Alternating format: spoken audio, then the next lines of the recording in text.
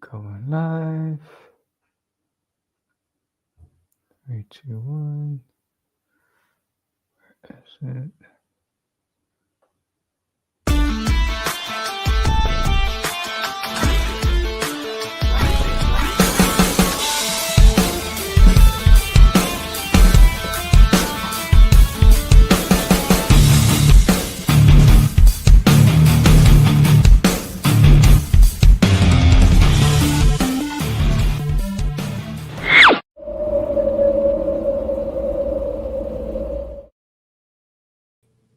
What's up? You made it, huh? Yes, yes, sir. Sorry, I went to the gym real quick, and then I was like getting everything set up.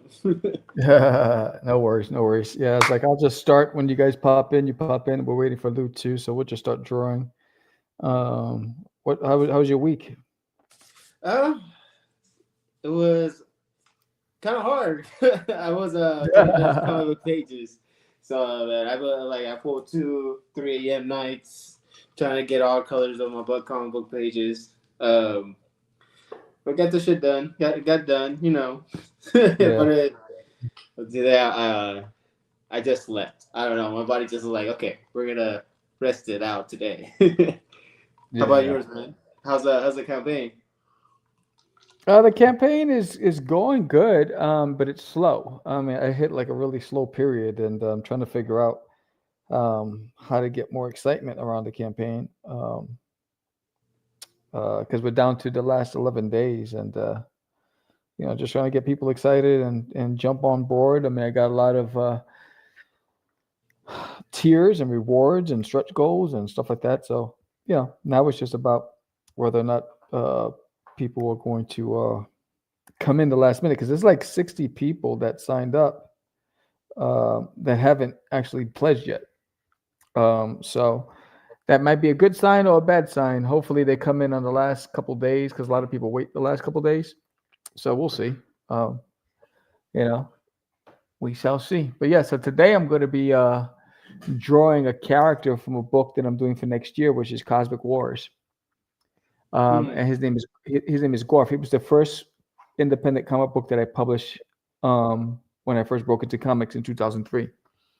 So I'll be drawing that character today to get people some insight onto him.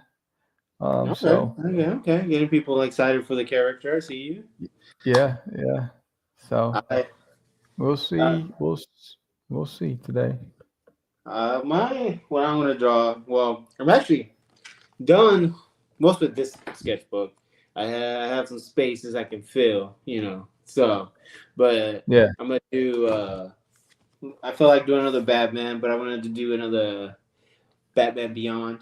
This time I've done Batman Absolute, regular Batman. Now it's time to do something like for my childhood, Batman Beyond. Oh, nice. Yes, sir. Yes, sir. What we drinking Cool. today? I have martini. Oh, yo, martini, bro. Yeah, Okay. man. I don't know. Yeah, man. I'm Yeah. staying to the Caribbean classics. A little Oh Cuba yeah. Libre. Oh yeah. Yes, sir. Coke and rum, bro. There you go. Get that spirit. So who's joining us with our drink draw this time? Lou Pons. Who don't? I don't think I've met her yet. She's freaking fantastic illustrator, bro. She's dope. Okay, excited to meet her. Excited to meet her. Yeah, Yeah, yeah. yeah. She's got skills, bro. She got skills. Yeah, Couple skills. I think probably seen her art. I just probably haven't yeah. met her. She's done a lot of duty stuff. Really cool stuff. Um, she's just very talented. Very talented colorist too. Not just an illustrator, but her coloring is so damn freaking tight. It's unreal. Yeah, that's actually a rare ability for an artist to do both.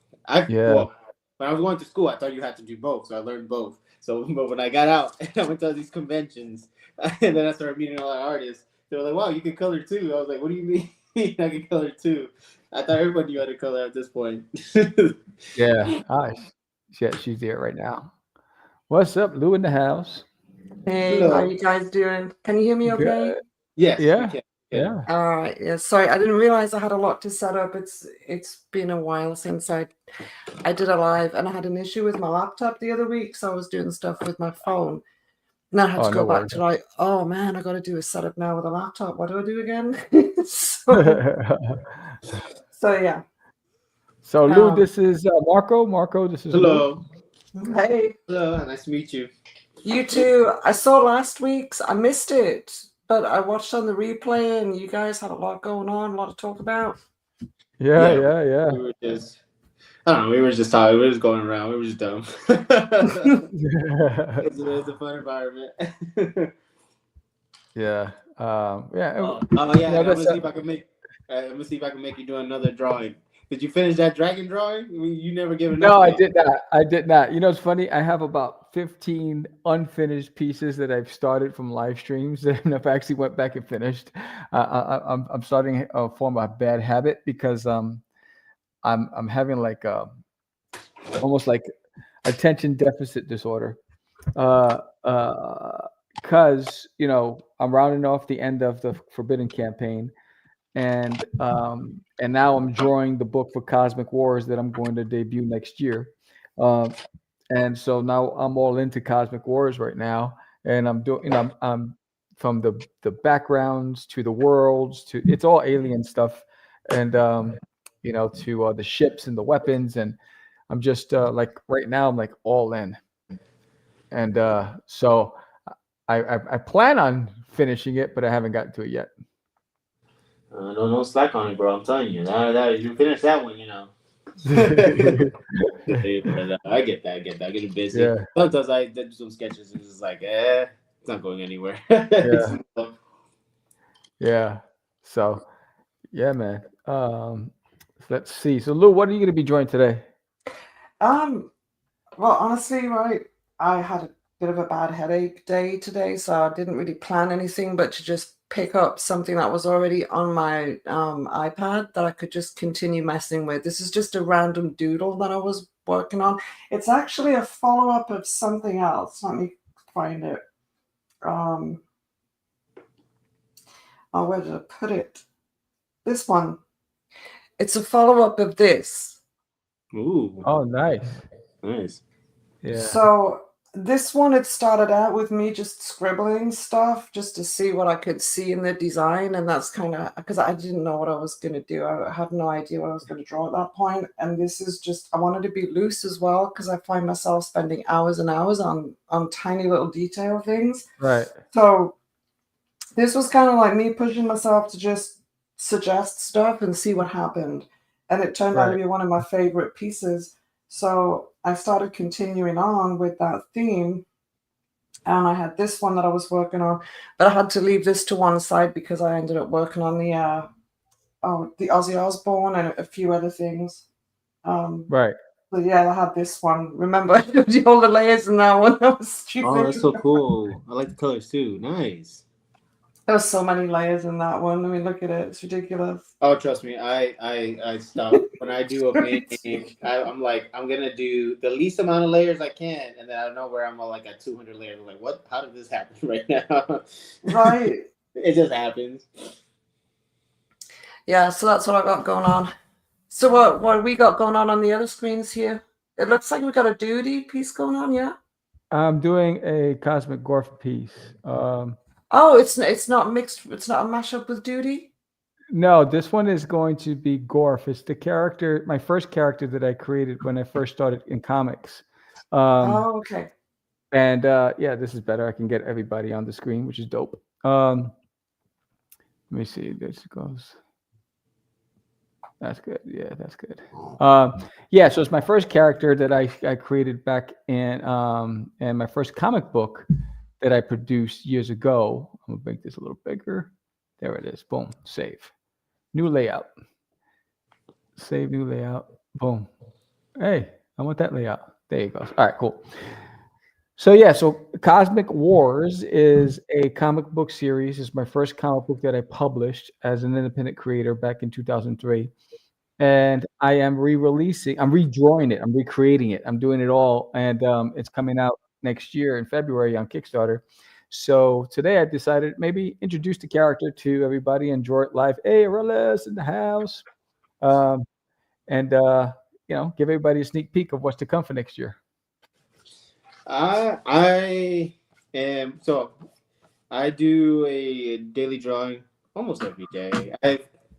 I de-stress myself, so I do it almost every day now. But I do a daily drawing every day. Right now, I have a DC Comics kick right now, so I'm choosing to draw Batman Beyond today, just for my daily drawings, just so I can get better at like the anatomy and getting used to the characters. Am I remembering this correctly? But were you also doing daily drawings of something like Pokemon? I did. So that's how Okay. I started. So that's how I started out. I started out as like trying to figure out how to do daily drawings. I started with Pokemon because there were so many of them, and if I stuck to it, I would have been like 2 years drawing straight. 2 years drawing straight. But I got to a point where I was like, okay, Pokemon gave me enough. I need to start doing, because people were coming up to me and was like, you're that guy who's doing Pokemon, but I want to be known for more than that. So I started doing. We'll start with X-Men. That one went well. And then I transitioned to something like it was very like it's close to my heart, like DC Comics, because that's where I was raised on the cartoons and all that. And that one was really well. So it's a journey. It's been a journey. So I've been trying to draw every day, trying to figure out what theme every day. This book's full, so I'm trying to fill it in space, but I'm gonna get a new sketchbook, and someone already gave me a theme for the next one. They want me to do Invincible. Yeah, the whole like they're Justice League because this is a parody. Nice. Yeah. So yeah, that's what I'm trying to do. I'm trying to decide what I want to draw though. So how was everyone's Halloweens?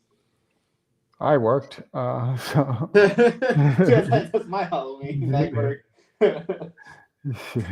I mean, like I'm gonna have to say mine was quiet because like I'm probably like old now as opposed to some people, but like I did post a picture on Facebook of like a quick silly makeup job that I did, which was just like black eyeshadow. That's all I used. It was just like basically Christopher went out the house for something for like 5 minutes, and while he was out, he came back in and found me like that. It was one of those moments. I just had like a skull face or something because I found some black. Because I don't really bother wearing makeup, so like it's real effort to like do that for Halloween as well. But it was fun. I didn't really go anywhere. I just felt like I needed to just do something. Halloween's a weird time for people who live around where I do, because we got flooded around Halloween on 2 occasions. Oh, wow. And it was really bad. It was like it was awful. You know, there was like it wasn't just like, oh, we got a couple of inches of water in the house. There were people trying to get out of swimming out of streets. They were like some sort of like 4 foot of water in some houses, 6 foot in others. Yeah. We had like 4 foot in this one, and the whole thing was just a complete mess. And it's like hard when you think about that.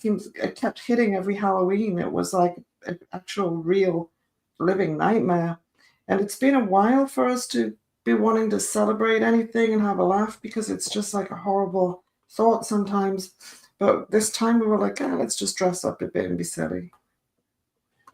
That's cool. Yeah. No, I came. I don't even know what I did. Oh, no, I came home from work early and I was drawing. I went into my studio and I started drawing, and then we went and watched a movie and I fell asleep. I can't sit down for too long to watch a movie because then I always fall asleep, which drives my wife nuts. She's like, I don't want to watch any movies with you because you never stay up. And so she always finishes everything, and I probably have about maybe 50 movies that I have to finish that we won't watch again because she's already seen it. So it seems like you're slacking. She's doing her job, staying there to watch to the very end. You're slacking, man. Yeah, it's hard because I get up at 3 a.m. every day. Okay. Yeah. And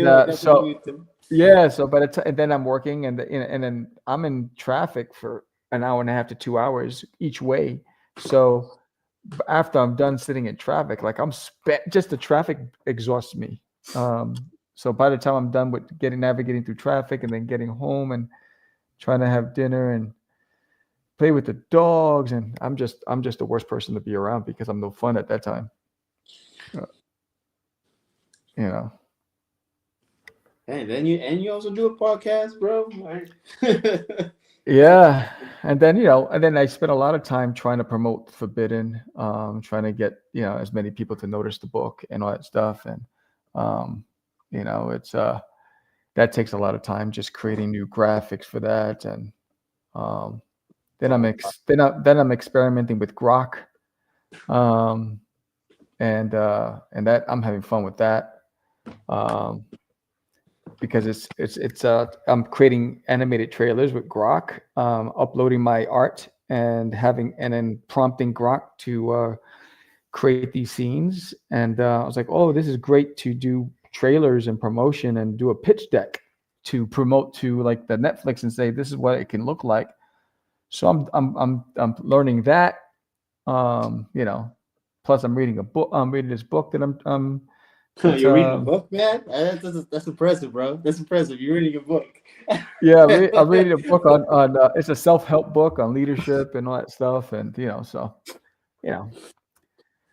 all these things, man. It's like there's not enough time in a day. I feel that you're using AI in a unique way. You're not using it to create. You're using it to like help you promote. Yeah, it's funny because I was talking to an animator actually, and he was telling me, he's like,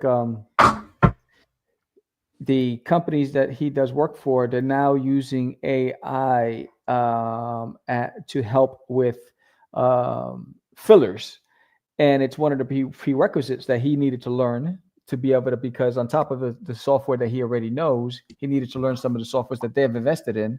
So when I realized that I can actually upload my own art, put in direction and say, I can type in camera angles, this is what I want, blah, blah, and it'll do it for me. And then I export it, then I'll put it into a film editing program and I'll add sound effects and all that other stuff. And I'll splice that stuff. But like I'm working on a trailer for Cosmic Wars and I just finished doing the voiceovers. I was doing like all these noises and monster noises and all that. So it's gonna be dope. You'll see when I play it for you guys. So using it as a supplement to be able to promote my work to the networks and say, look, this is what it could look like if it was an animation, and to pitch it, So I've always been a big advocate of new tools and stuff like that, and that's how I'm using it. I'm using it to create my trailers, to promote it, to try to get a deal. That's basically what it is. You're trying to just push your own idea for the tool. Yeah. Okay. That's pretty solid, Yeah. Like that idea. Yeah. Bro, okay, over here looking with the gorgeous hair. The gorgeous hair. He has that battle hair. Yeah. Golf is the man, bro. He's the protector of the kingdom of Crystalia. He went into exile, because there was this big epic battle, and he wasn't there to protect the king, and the king fell at the hands of Zarkinar, which is this evil big overlord pirate alien. And so he went to exile. And the story starts off, the kingdom's under threat, and now the heir to the throne, her name is Rhaena, Princess Rhaena. She knows that they can't win the war without Gorf, and she has a commander, and he's the head of her army. His name is Captain M3. He refuses to go and seek out the aid of Gorf because he feels like he failed the kingdom, and so he's like, no, his military can protect. He doesn't need to go and find him. So it starts off with her risking her life trying to find him for the coming war. So it's it has it's all sci-fi, has an anime feel to it. The way when I first drew Cosmic Wars back in 2003, all my backgrounds I built in 3D programs. Okay. And then I exported them as bitmaps into Photoshop, and then I illustrated over them with my characters and everything else. So it was the reason why my book was popular in the convention circuit is because no one's ever seen that before. Someone you do what I was doing, and as an independent. So I've always used tools my entire life, and now I don't need those 3D programs because I'm a better illustrator and I could draw those things better today than I was able to back then. Which is why I relied heavily on technology to help me build the worlds. But now it's easier for me to build those worlds. Hey, you got the skill now. That's all Yeah. it is. Yeah. Yeah. No, I remember last time we talked about this. Yeah, I used to do Blender a lot to like kind of visualize kind of the world or the landscapes I was trying to do, because that's one of the hardest things, sometimes like visualize, see the space. So I use that as a tool. Now I just use a whole bunch of lines. It helps you visualize, Yeah.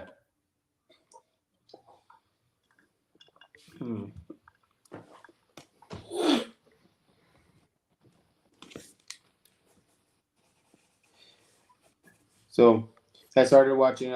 Talking about your medieval, I started watching. The Witcher came out. Like, the new one. The new one came out. Yeah. Is Henry Cavill in it? Oh no, Liam Hemsworth is in it. Which man. They did a good job at the beginning to kind of try to trick my mind, because it almost looks like Henry. Right. But what they did was pretty cool. They went in and they redid some scenes of Henry Cavill, like the first scene in The Witcher.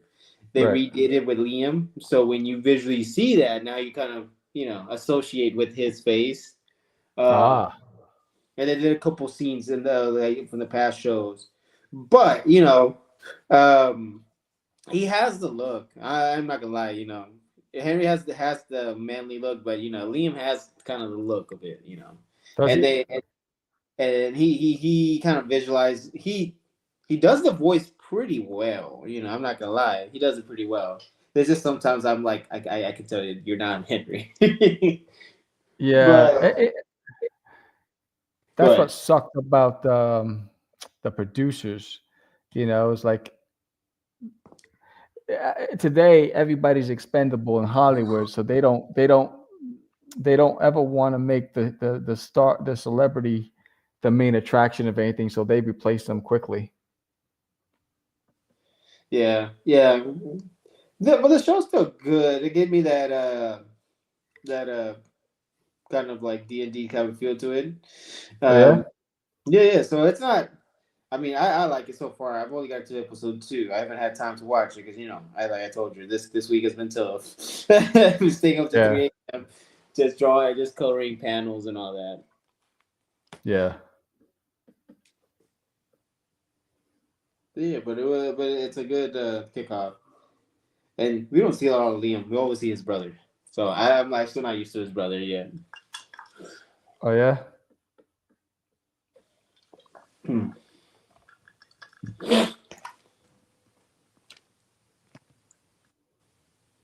What about you, Lou? What are you watching? Not a lot, honestly. I'm still waiting for Blue Eye Samurai, and I feel like they've been promising it for way too long. So it's going to come out when it comes out. So I think that's for 2026. So I'm kind of waiting on that a bit. I don't think the last thing I actually really did watch. I know the last commitment I had was like probably to the longest season ever was Supernatural, because everyone had gone on about that and I'd never seen it. So I thought, okay, I probably should watch it. And it was good. I would maybe watch it again here and there, but not the whole thing again. But no, I can't really think of anything I've watched recently that's really... Actually, I have to say the that K-pop Demon Hunter surprised me. Oh yeah.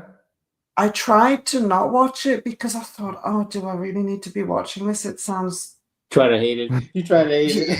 Yeah, I was like, it sounds like I should hate it, but I'm not really into like hating stuff and because it's a lot of energy out, really, right? So I was like, do I watch it? But I started hearing a lot of artists talking about the animation on there, saying it was really good, and I thought, well, I'll take a look at, if 10 or 15 minutes in, if it's not my thing, I'll just turn it off.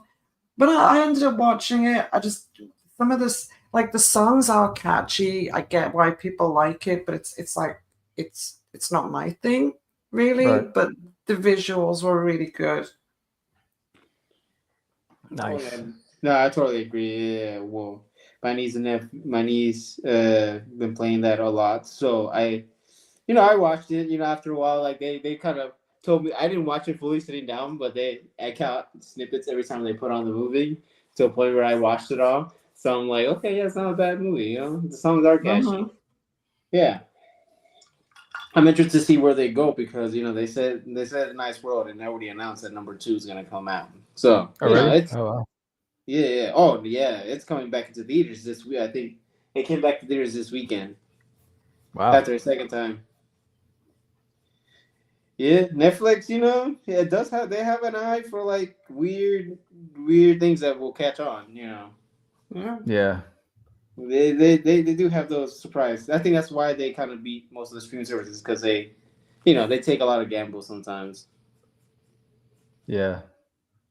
I heard that the K-pop Demon Hunter was supposed to be a lot longer, and somebody else had been offered the movie, but they said no, it's not. That's going to be way too long. And I think that's how it ended up on Netflix. As long as it was shortened, they said we'll do it. Oh wow. Yeah. So someone lost out. Yeah. Damn, it was longer. I wonder what they Apparently, was yeah. gonna put.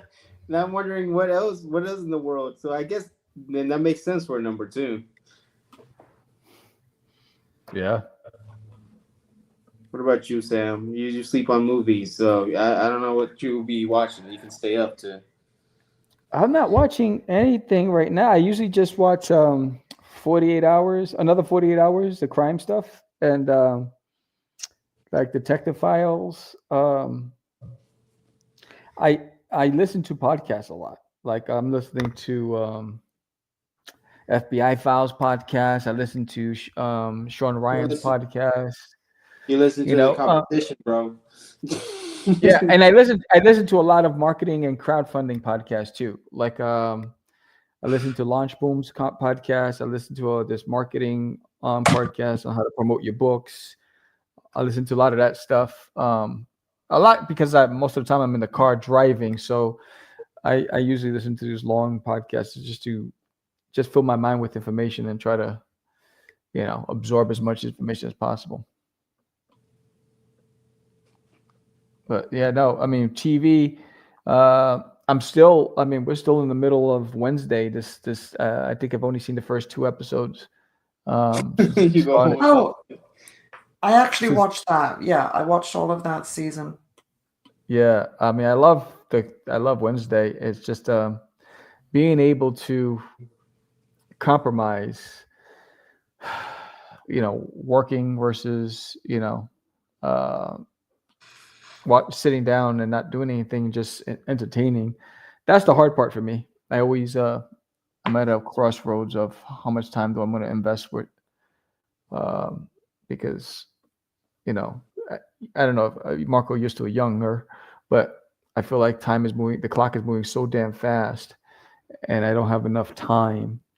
And so I'm just trying to play catch up and draw as much as I can and create as much as I can and produce enough content, and sometimes I get stuck and not watching. Like I haven't seen anything Star Wars related on Disney Channel.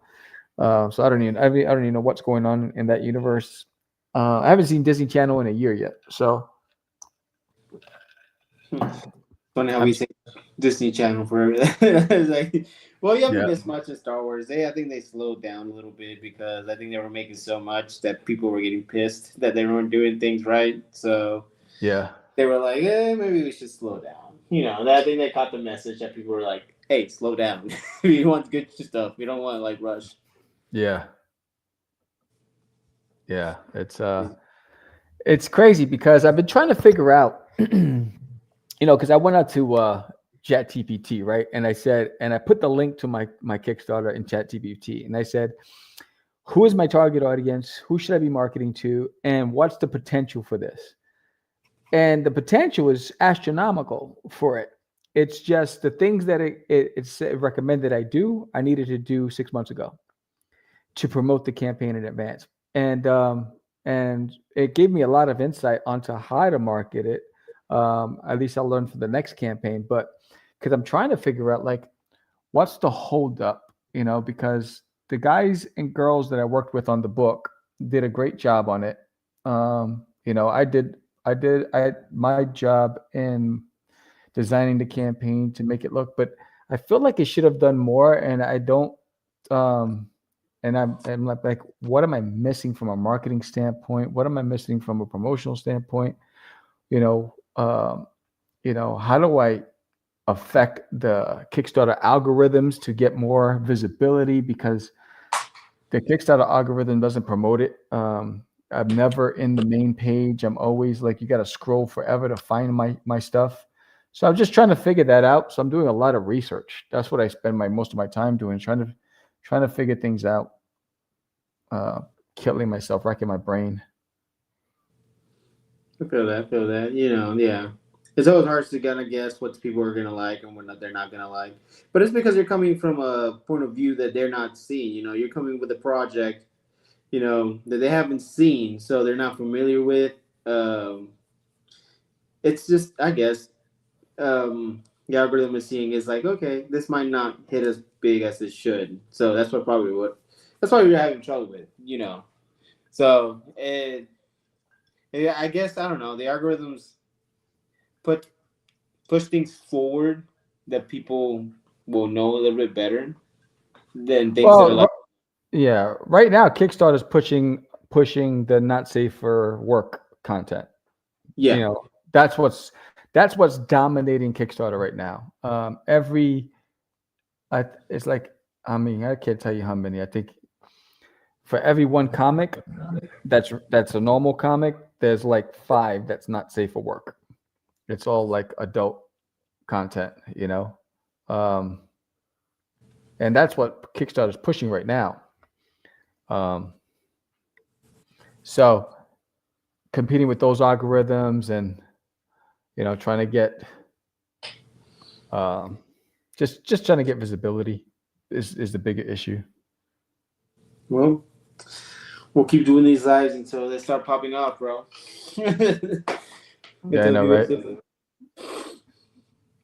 Well, that's all we can do. We just compete. Yeah, that is a challenge in the art world. Trying to compete with people that are doing not safe for work, which they will always kill. Those will always do good. Yeah, that's what's killing it right now. That's the trend. I mean, it's so just doing my due diligence, trying to educate myself, trying to get smarter on how to promote and market, and So what were you supposed to be doing months ago? Because it seems. Oh, well, there was a lot of things I haven't done. Like I should have gone on a lot of like a promotional tour. I didn't do any of that. I can't. It's hard for me because I work. There was some communities I needed to market to for that genre. I didn't do that. Some big gaming and D&D and fantasy communities that I didn't engage in.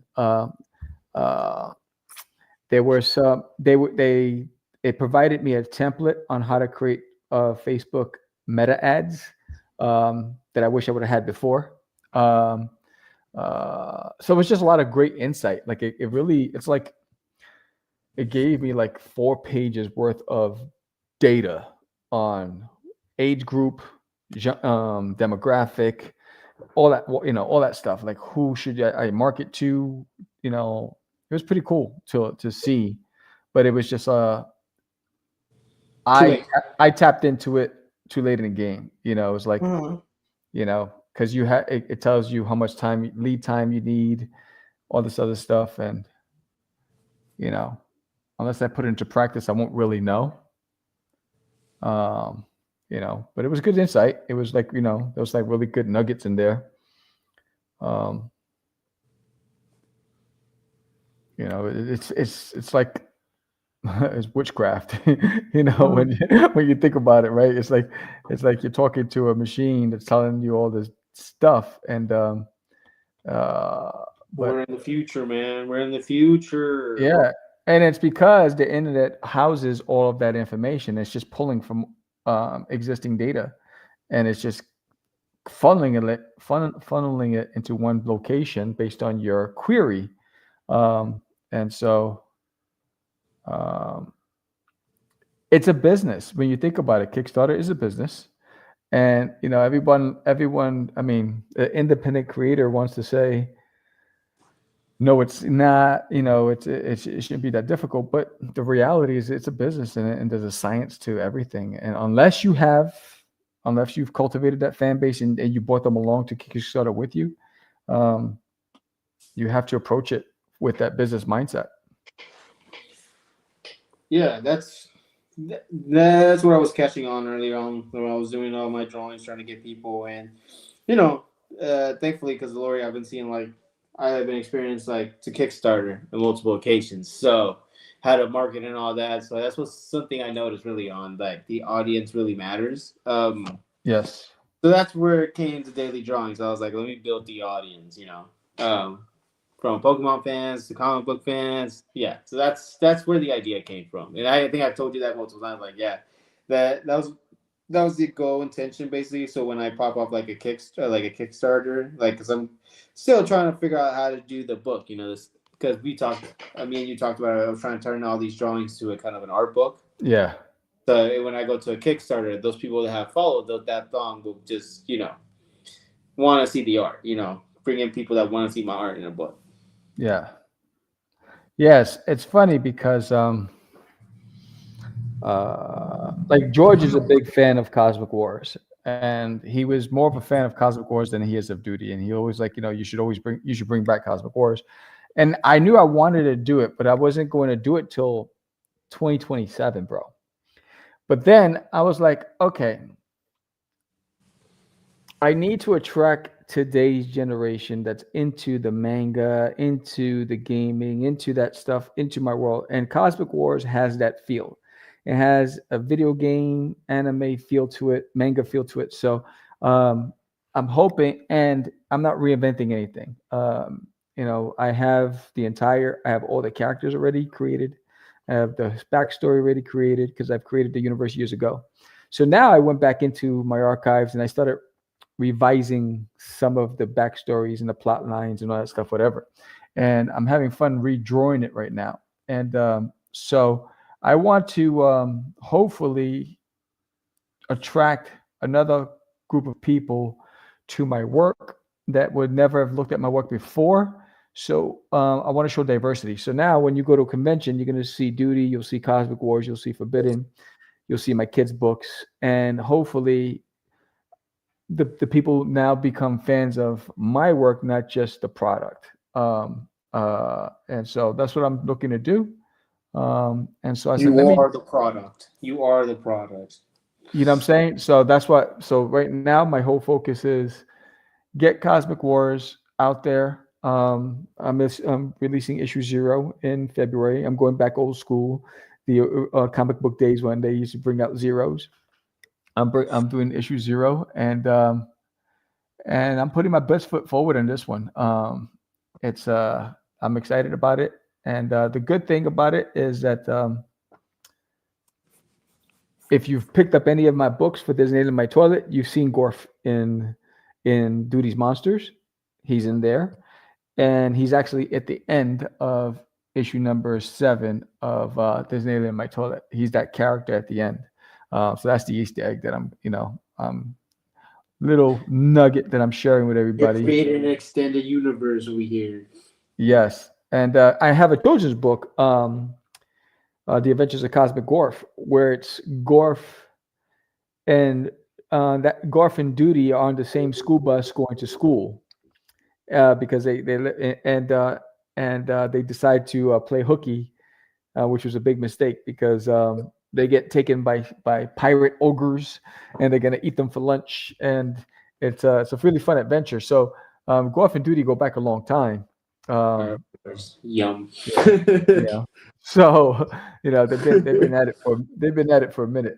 But the world doesn't know that because there's so many people that have not read my stuff, and so that's my goal is show some diversity. Let them see my range, and then hopefully bring more people to the fold.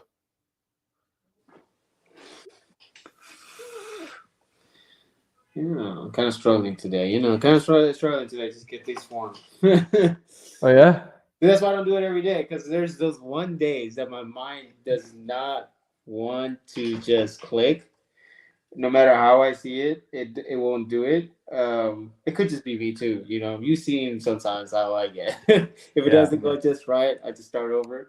Yeah. So, that scene that you're doing, Lupons, reminds me of the junkyard in Heathcliff. I don't know if you've ever seen Heathcliff the cartoon. I don't think I have. I know what you're talking about, but I don't think I've seen it. Is So that Heathcliff?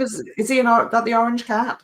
He's a cat. Yes, Heathcliff came out at the same time around right after Garfield came out, and Right. And he was like this hoodlum cat with a bunch of cat friends, and they lived in a junkyard. And it starts off the scene because it was like a multi-layered junkyard thing, whatever. So when I looked at that silhouette that you're creating, it reminded me of the cartoon. Really? That's good. I'm kind of going for like, it's almost like a junkyard feel, but it's also kind of someone's actually set this up or uses it as like a particular location for communication. Yeah. That's why I'm kind of going really old school. I'm using like old TVs. Yeah. And aerials. Just to like make it look like, really apocalyptic. So like at the end of the day, if we really had to like communicate, but back to just like regular kind of like radio waves, like aerials and TVs, and just kind of like a bit of a bleak look, but yeah. And I got this. Waves. Wait. Wait, now I know what radio waves are. I was like, I'm old enough to know what the radio is. But either way, it does sound more bleak than like connecting to the Wi-Fi, doesn't it? I mean, I was kind of aiming for something a little bit of a kind of bleak, kind of eerie feel and everything to this. Yeah. No, it definitely has that look that you're trying to go for, because that's exactly what I thought about. Right. Yeah, I've got this guy down here with he's always, this one is like he's always just walking around with his guitar. Like at this point, I don't know if you can plug this in. I don't think it would work. We just don't know, but he's got it. Right. Maybe he uses it to hit stuff with. I don't know. But he's got his guitar just in case. And then I also wanted to have this, like one of those robot dogs. Yeah. And that's what he walks around You're doing with. a very cyberpunk kind of feel to it right now. You got the punk guitarist, you got the robot, you got the old school. You got a mixture of both. So it kind of gives me that punk rock kind of cyberpunk kind of to it. Yes. It's kind of what I'm going for. There you go. But really what's happening is I just kind of started, like, I get a rough idea as to what I want to do. The other one just happened out of scribbles, but this kind of followed on from that kind of birth of that image. And what I did was I went into, let me see if I can bring this up. Is that how you normally come up with ideas, or do you do like a process of thumbnails, or is this like, Sometimes I'll just like scribble until I see something and I'll start to draw with that.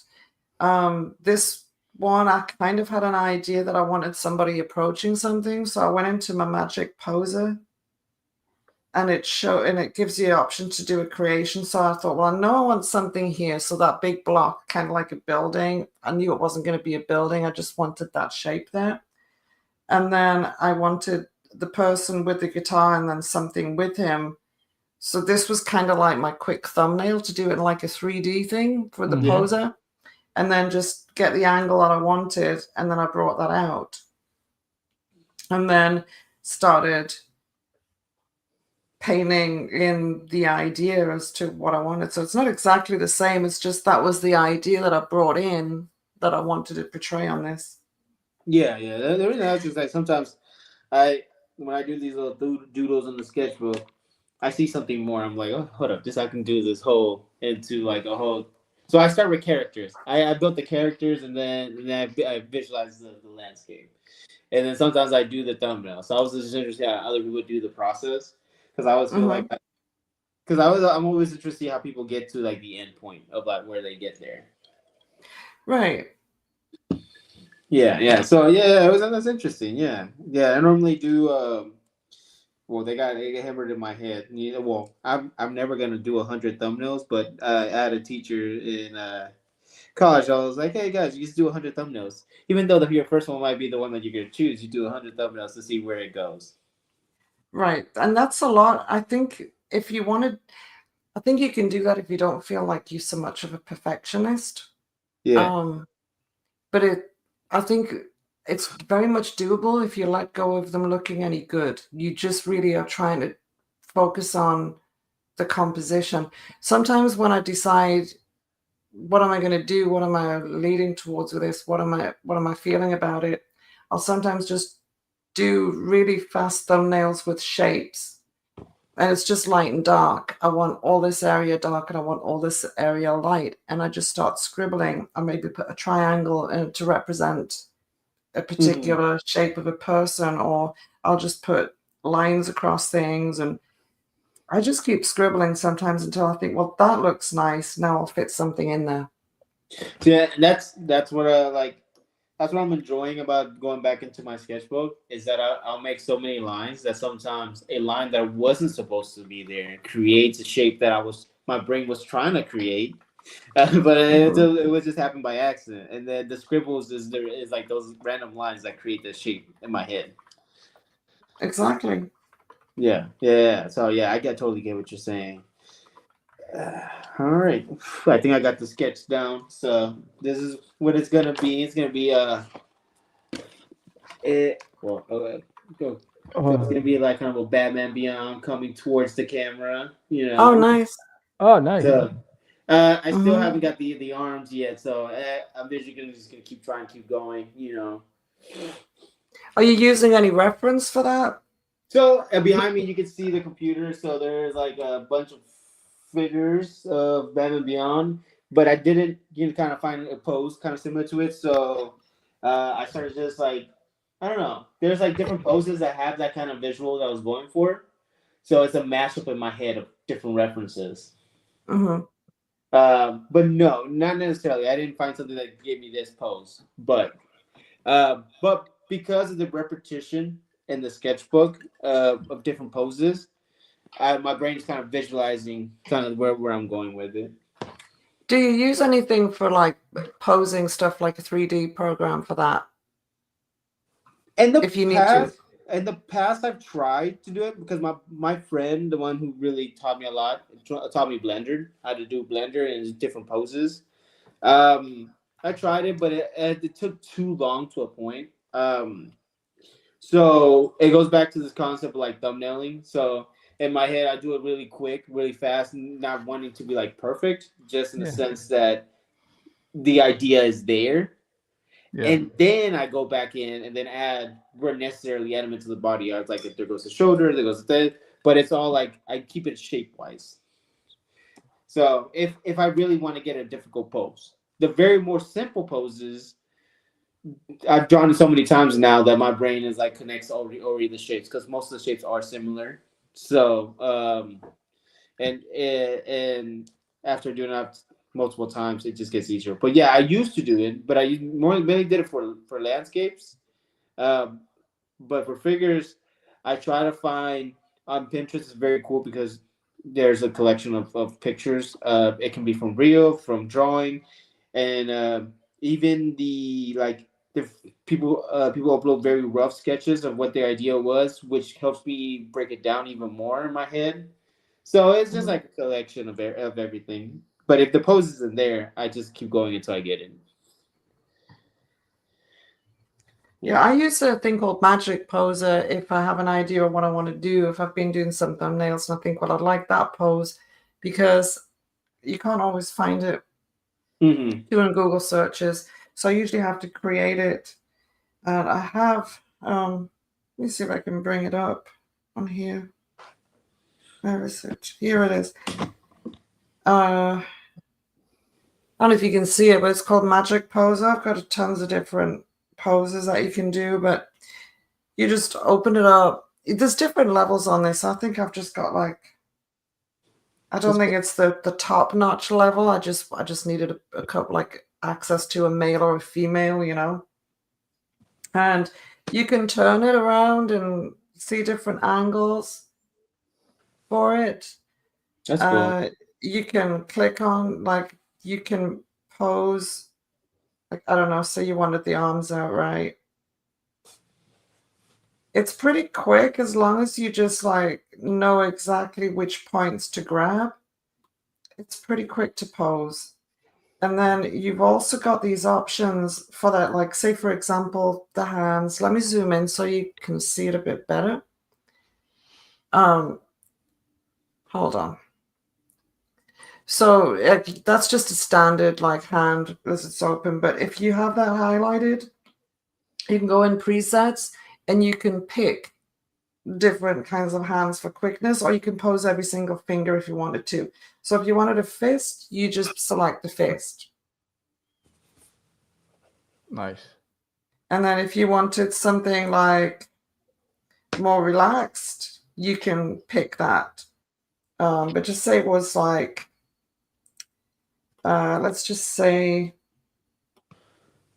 I'll just go back to that fist. That's classic, really. If you just wanted that. Mm-hmm. You'll see the lighting. And then you could go, and you can mirror, you can flip and mirror. You can go in and just mirror the hand of each one, so you can go back to whatever it was. So if I take this one, mirror, both hands are now in fists. So it's pretty quick to pose if you're just looking for some, like a quick way to find your, find the you pose know, that you're looking for. Yeah. Yeah, and you can move the shoulders back. It's not like, it's quite flexible for what you need it to do. Nice. It's actually really good. And then if it's like, well, I just want to do some drawings and I already want to just have a ready pose, you can go into presets and you can just pick like different things like walking, turn it around, get different angles, you can have like people running, creeping, like more action. And then you can, from that, you can change it as well. That's cool. That's dope. And yeah, you can make people, like up in the air poses to make it the angle better. So I use this if I have an idea in mind. I'll go in and I'll quickly put the pose together if I need to know how it should look for drawing. And it's quick, like this. It does the job if you're ever looking for something, and it's like one of those like one-time payments of like $10 or $20. I can't remember. It's really cheap. Oh, nice. Like this.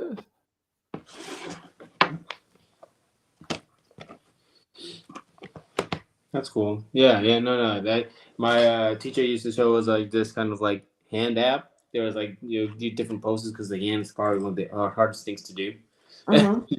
So there was an app that would visually just move the hand, but that's basically what you just showed me, kind of more advanced. Right. Pretty cool. Because this one you can zoom right in and you could just focus on the hand So if you wanted to do a preset, you can do that, and then you can also hold on. You can rotate the hand around as well, so you can just focus on whatever you want to do, and then also you can move move the middle finger.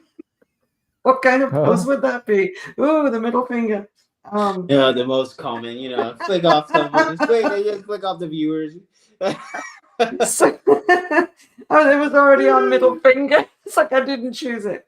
So yeah, you can see, like, you can either just uncurl it, curl it up, or you can actually move the finger with the pointers on here.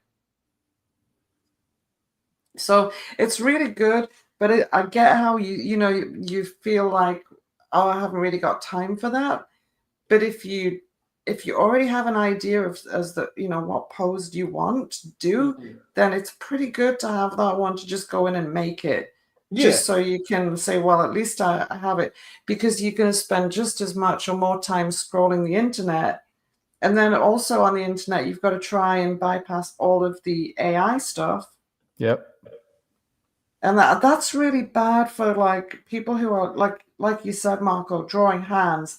Drawing hands are like not easy, and you have to know there's a process with a lot of things that you do. It's basically, what are you looking for?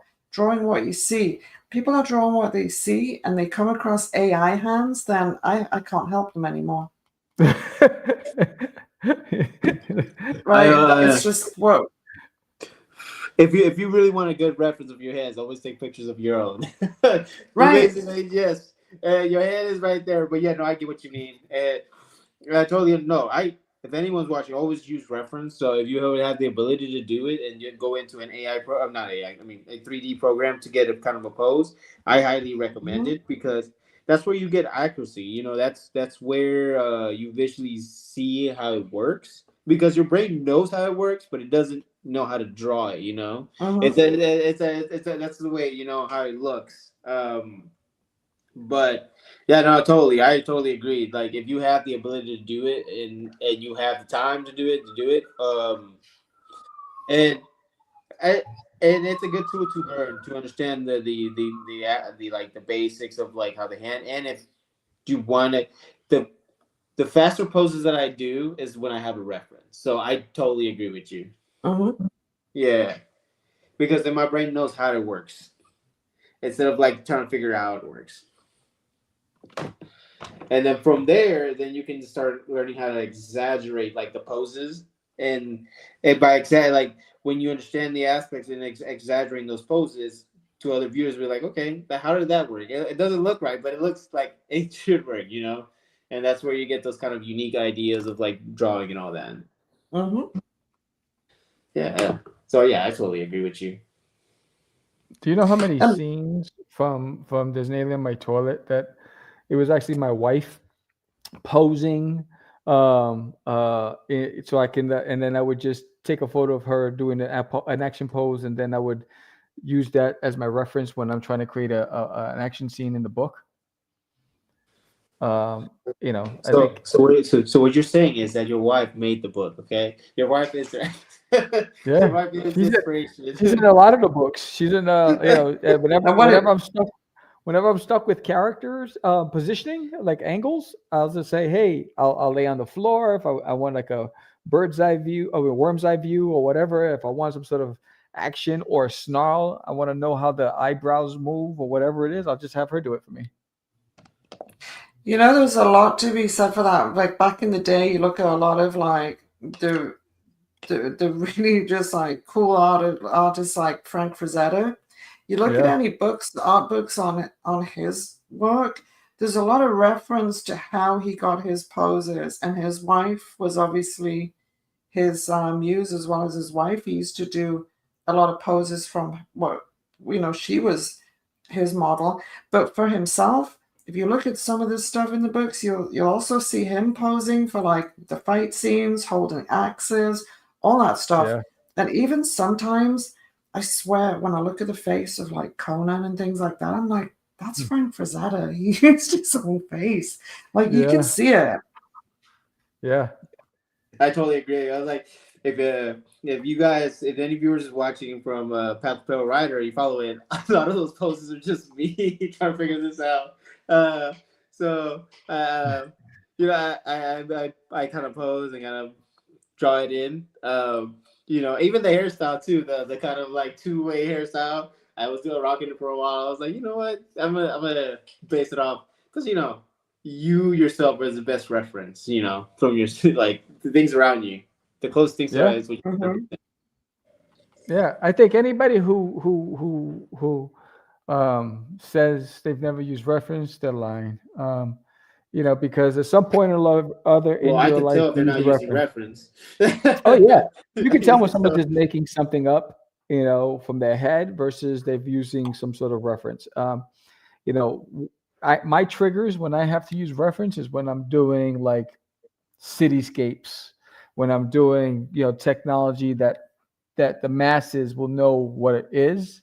So I have an obligation to make sure that they can recognize it and I'm not screwing it up. So I'll use references when it's stuff like that. That's like, but like when I'm creating my own worlds, I'll just use shapes. I'll use polygons and triangles and all that stuff when I'm trying to create my own new buildings and new cities. I'll use that kind of stuff to try to create a different look. But if I'm doing a car, I'm using references for cars. If I'm doing, you know, like in Herman, the story, there's a Oldsmobile pickup truck, right? I needed references to get it right, you know, and so there's nothing wrong with it. So anybody who's saying there is, you're crazy. Yeah, no, that's yeah. I wouldn't draw a comic without any reference. Like that's what I do. Like when you do visual thumbnails, like you know, I create a mood board to make sure we get the mood right that the writer's trying to get. Yeah, Especially writers that send me like a bunch of scripts instead of like a comic book script. They'll send me yeah, like a play script. I'm like, let me make sure I get your original worlds because there's two different ways of doing things. But yeah. I build whole mood boards before I start any project.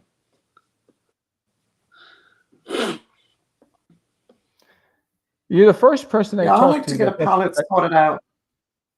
huh? What was Oh, that? sorry, I'm just saying I like to get a palette sorted out. I like to get all the colors worked out before I start something, or at least have an idea of what I would like to use and things I'm not going to use. Yeah. No, I thought it was fascinating because I've interviewed hundreds of people, and Marco, you're the first person that talked about using mood boards for art. You want to go into that a little bit?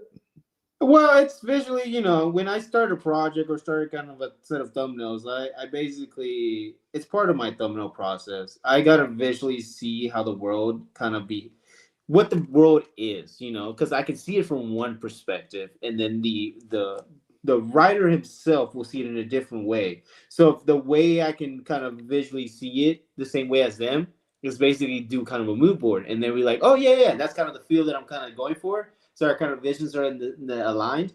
So it's like I try to draw from pictures. Like currently working on a kind of medieval kind of feel to the story. Uh-huh. So I want to make sure I get those feels, and that's why I was like, well, earlier I was talking that I started watching The Witcher because The Witcher has a lot of kind of medieval feel because that's not usually a theme that kind of work with.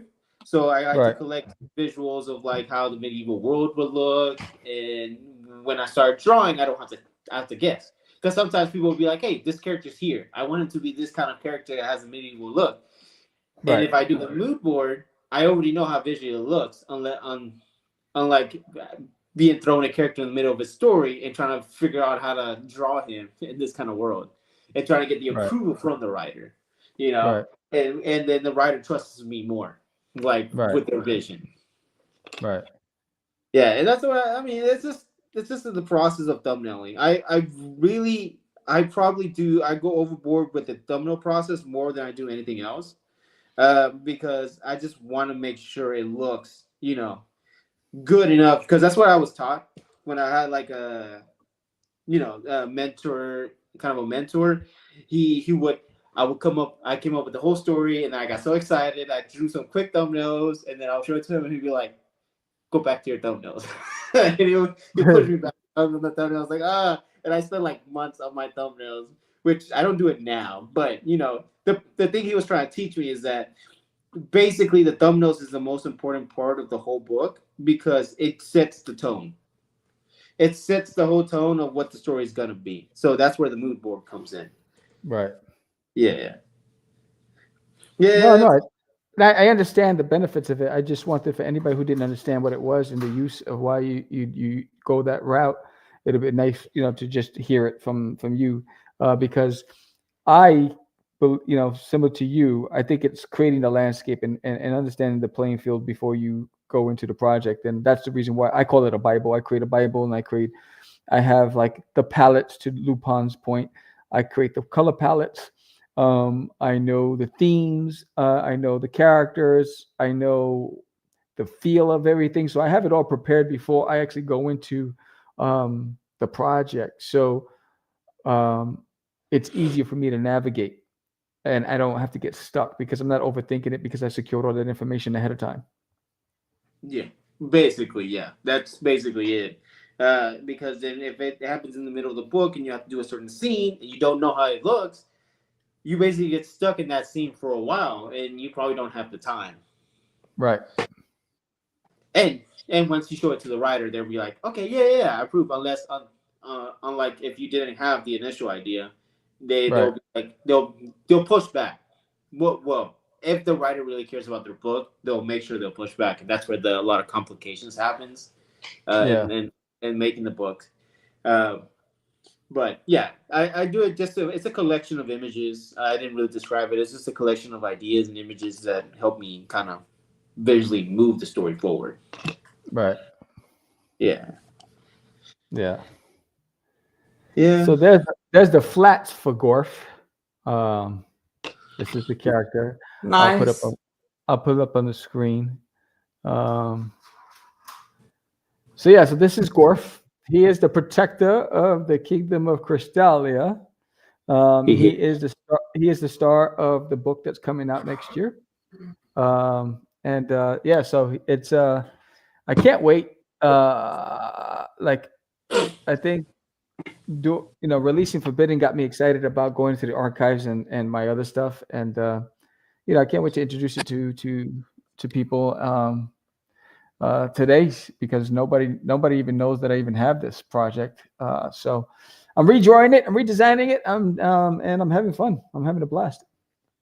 That's when you get your best workout, man. That's when you get your best work, when you're just having fun with it and like trying to force something. I heard a quote from one of my favorite singers. He's now passed away, but his quote by David Bowie, and I can't remember the exact words that he said, but it was basically saying, if you're not outside of your comfort zone and feeling that little bit of discomfort, then you got to get that little bit of excitement in order to get better, like to improve and be more creative. It was like, push yourself. And I think that's maybe what you've done, where you got in with Duty, which is no bad thing by any means, but you're in your comfort zone with Duty. You've been doing it for so long, and then suddenly you expanded into stuff that you hadn't even thought about in a while and started doing new things again. And I think you can tell when you give yourself that little challenge. Yeah. Especially when you've been in something that is considered a comfort zone and you've gone outside of that, and you can tell. Yeah, thank you. Yeah, I think George said the same thing. He goes, "You look like you're having fun again." And I am. And I love Duty, and I think to your point, I think I've been working so hard on designating my toilet and Duty, and it started just to feel like work for a little bit, and I love the character, and and issue 8's coming out next year, but I needed something to get myself back. I didn't want to get into that mentality where I'm like, why am I doing this anymore? And I felt like I was about to hit that route. Like, why am I doing this? Mm-hmm. And when I decided to cancel the Christmas special and pull out Forbidden. Forbidden got me excited, and then I started drawing to promote some promotional pieces, and then when I went into my hard drive, I saw Cosmic again, and I was like, let me go through those pages, and I said, you know what, I'm gonna start the new year with Cosmic. I'm going to introduce Cosmic to a whole new audience, and I'm so like drawing this character is, I don't know. It reminds me of being a kid again. It's like it reminded me of, it was my first comic. It was Cosmic Gorf was my first comic. It was the first one I produced, the first one I introduced to the market. And I'm hoping that people enjoy it, but I know I'm going to have so much fun, and I'm already having fun even right now drawing it, talking to you guys, because I just decided I was going to finish this piece that we started on last week. Now this isn't it. That was a sketch of the dragon. This is what we did last week. I left it at that. I haven't finished it. Yeah, the dragon. Yeah, and so I said, no, I'm going to draw Garth today. So that's what we're doing. We're doing Garth today. It's funny, I did a real rough thing of Duty with a Dragon. It was a while back, and I never got to show you. Let me see if I can find it. Oh, See? wow. Duty with a dragon. It's a thing. I told you. You weren't listening. I told you. This was a while back. Oh, where is it? How far do I need to go back? Go in the archives. Go in the archives. See, Duty was meant to have a dragon. Here it is. I gotta pull it on the screen. That was a really quick idea that I had. It was going to be, Duty was going to be sitting here with a baby dragon, and he's waiting to, he wants to do the marshmallow roast. He wants to melt one. That is awesome. So then the next bit, he's looking at that because like the fire's not lit, and the dragon's like, oh, wait a minute, I know what I can do. So then there's going to be a close up. The dragon like blows directly onto directly onto the marshmallow, and almost like takes like, if Duty had any eyebrows, they're gone, and then the marshmallow was all like melted and everything, and then the dragon was all pleased with himself. That was like a rough idea that I had. I don't even know why. That's awesome. But I might still paint it, but that's like just a rough that I came up with. That is awesome. I feel like there's a Witcher theme here, type of right now. Yeah, Gorf has that Witcher feel to him. Yeah, look at that luscious hair. Look at that luscious hair. Right? If I learned anything, my mom was a big fan of the fantasy books with Fabio on the cover. And so you put a man with long hair in a book, it's over, and that's awesome. What is that? This is it's a character that goes along with Boggle and Muddle and Morg and what was the other one? Luna. I had 4 characters. I was drawing them last year, and this is like a kind of talking tree that they have as part of their story. And I've done that last year. You see what I'm talking about, Marco, about her coloring? It's on a whole other level. Well, I was trying to keep it in the same realm of where are they? Like these guys. Oh, I mean, it's flawless, your coloring, bro. It's like, damn. Well, the shapes itself too. These are nice shapes. These can be iconic, very iconic for Halloween. Did you post them so they can get that kind of get that vibe? I did post them. Not many people picked up on them, but I was focused on the shapes with these because their heads are more or less, the big head things. But the body shapes, I wanted to do like a kind of theme with them. They all had the stripy tights, the big shoes. And I did actually start drawing them as a silhouette because it was based on the shapes. So there's no like sketch of this really to be had, apart from one scrap of paper with an idea on somewhere. I don't even know where it was. But then when I actually started drawing these, I just did silhouettes.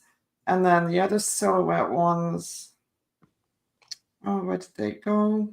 Oh, I've gone back to the top again. Hold on. Oh, here's this one's the little grave digger. That's Morg. He's a cute while he's digging your grave. Right? Or he might just throw you the shovel and make you do it. There you go. Man, that's evil. Anyway, there's Dig your own grave. and then there's while he gives you a little smile. That's funny. tells you to dig. So this was the fortune teller, Luna. She got her little Luna thing on her head, and well, she would actually probably, she's the one to see first to find out if the gravedigger Morgan chucked that shovel at you. She'd let you know. Well, she might be in cahoots with him.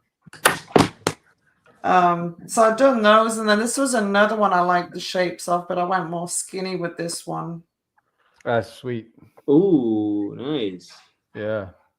I like And that. the witch is more like a marionette style of thing. Yeah. Yeah. I love it. I love that. And the cat was pretty cute. I actually did another cat recently. I can show that one off now because it's already been shown off. It was this one for Slaughterville. Oh, nice. Look at So that. you got the cat. That cat was like, I'm gonna kill some zombies right now. You know, I'm not scared of no zombies. Let's check here. Got some zombies here. Yeah, the cat's not scared of these. That's dope. So I did this, and I had oh, there's a giant murder wasp up in here as well. Up at the lamp. That's what started the zombie apocalypse. Right? But with this one, what I had done with it was like you can take everything out. I had all the layers looking pretty neat on this. You can take actually let's do the groups. You take cat away, zombie, hunched man there, chick with the axe. Hold on. That wasn't that. Oh, the street. It's in that group. Here we go. Oh, and who's that at the back? There's a werewolf at the back. Yep. So yeah, the street's all as is, but then I also have options here without the street and no sky, so I could change it up with the lights out too. Oh, that's nice. So it's just a case of like I had built all this up to have many options for the person who I did it for. That's cool. Oh, nice. Did they ever use it? Oh, I just delivered it. I think Cool. They posted it recently. It's like for the game Slaughterville. And the cat is a two-tailed cat.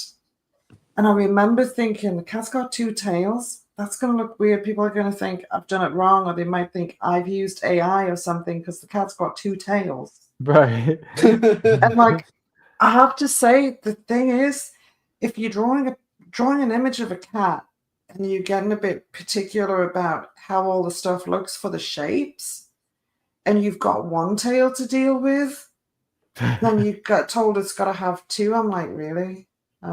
Okay. So, yeah, it was kind of interesting to think, how do I do a cat with two tails based on shapes? Yeah. Shapes have to work.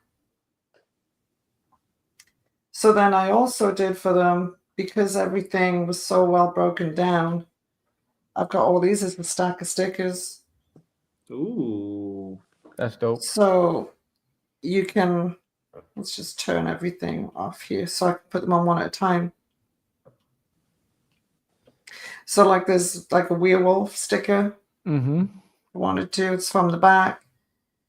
You can have just the wasp. So I did everything as the best possible like quality on it so that it could be used as stickers.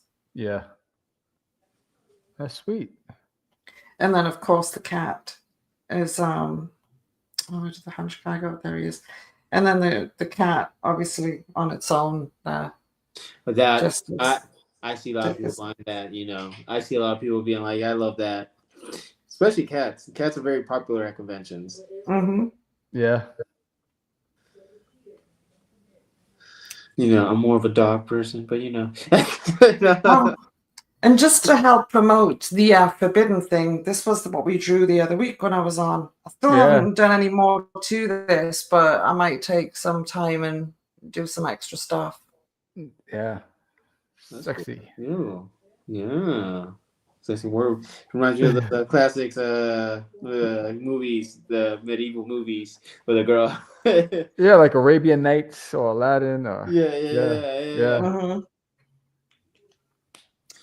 Oh, where is it? Marco, you'll know this. You might even have some influence in this. Where is it? Path of the Pale Rider one. I did a fan art piece with a chick in a bar. Here it is. I did the initial drawing of her. I don't know. Is that was that what's her name? She was undead and half human. No. She was undead. I just thought they needed to have some kind of like hot bar chick that you turned up, and it was kind of like a kind of spin-off kind of feel, but I wanted to add some make it more like a fan bar kind of thing. So she's got the tattoo, and I created this tattoo to represent I see it. The heartbeat. Yeah, right. That was an initial thing. I'm pretty sure it was Lori who told me that she wanted to make sure that the heartbeat was like. You have no idea. I've gone back in the first few initial pages. There was so much detail, like the little gadget that goes right in the heart to make sure that you're right.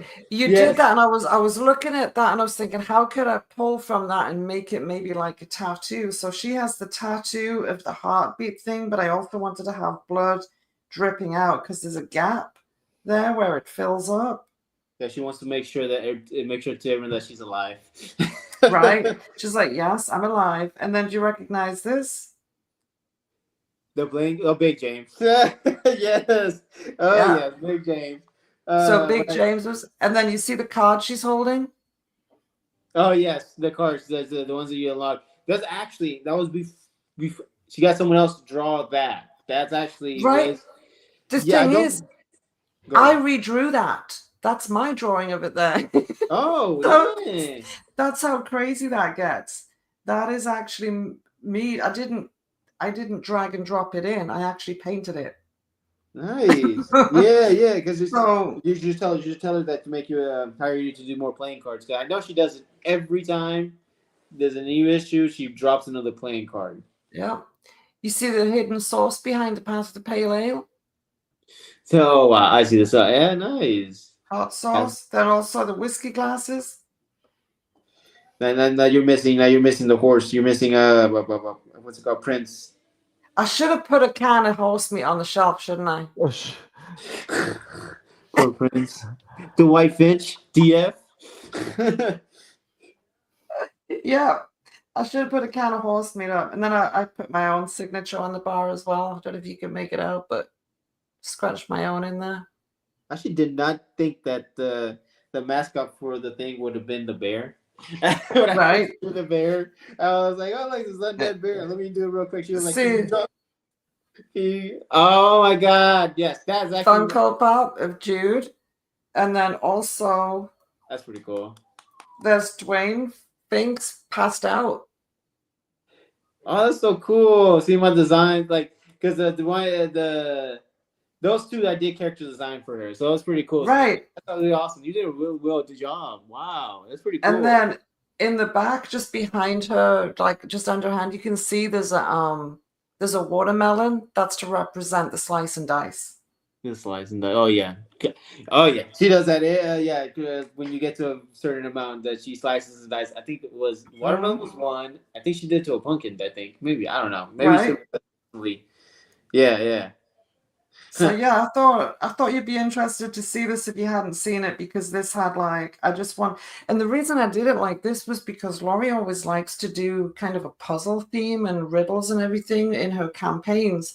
So I wanted to keep it in line with that, and made it so that you had to look for the hidden things, or you just happen to see like kind of Easter egg things, like, oh, there's the Funko Pop, or like, oh, actually there's hot sauce among all the drinks on the back, and just things like that. And then the obvious ones like the Big James beer and Path of the Pale Ale. But yeah, Well, it was fun to do. the funny part is that what was I gonna say? I literally had the thought in my mind and it just went away. No, like a lot of the ideas for Path Bell Rider, they were pretty fun because Lloyd would come up to me and be like, "Hey, Marco, I need you to draw something undead, very dark, very." And I was like, "Okay, yeah, I can do it. Yeah, no problem."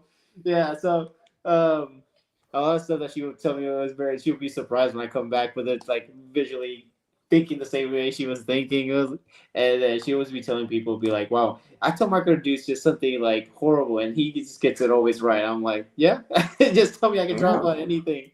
So it's pretty cool seeing this. That's cool. Because I was a Path to Pale writer for 4 issues. So seeing how those artists picked up that image and redrawing it in their own on the covers and all that is pretty cool to see. Yeah, well, this is going to be included in the fan art section for, I think, one of the next Issues, yeah. Yeah, I think Gilbert took over the reins of being the artist. This is what I was saying. Oh, now I thought it came back. So Lori, at the first time she was doing the choose your own adventure, she ran it through me. right. And she read the thing. She said that no one ever survived. So I was like, okay, let me try it. And then so I did the adventure. It got to a point where it says there was a mysterious box that was rattling around, and the question was, do you open the box or you not open the box? And my head goes back to the old saying, you never open Pandora's box. So I was like, I don't want to open it. I don't want to open it. Move along. And then she was like, but Marco, everyone opens it. I was like, no, I don't want to open it. I don't want to open the box. So at the end, she was like, well, Marco, you're the first one who survived. I was like, yay. Because apparently when you open the box, it'll be like an undead thing and it attacks you. So I was like, you never opened Pandora's box. You never opened the box. So it's kind of cool. Yeah, Lori does a lot of these fun adventure books. And every issue she does a choose an adventure. Yeah, she did a lot. She would do a lot with that book. She did. She still does a lot. Yeah, she's still doing crazy. Yes. Crazy amount of stuff. She's planning my return. She'll be like, "Hey, Marco, can I do you? Can you come back and do a cover?" I was like, "Yeah, I can do a cover. Just let me know when." Yeah, no, but she's doing her own thing. I know early on we were talking about like how to. Because, in this comic book game, how do you direct it? How would you, like, make it a thing for people? And there's various ways. You go to a publisher, which you send in the thing and see if they like it, and then they pick it up, or then you go the Kickstarter way where you publish it yourself.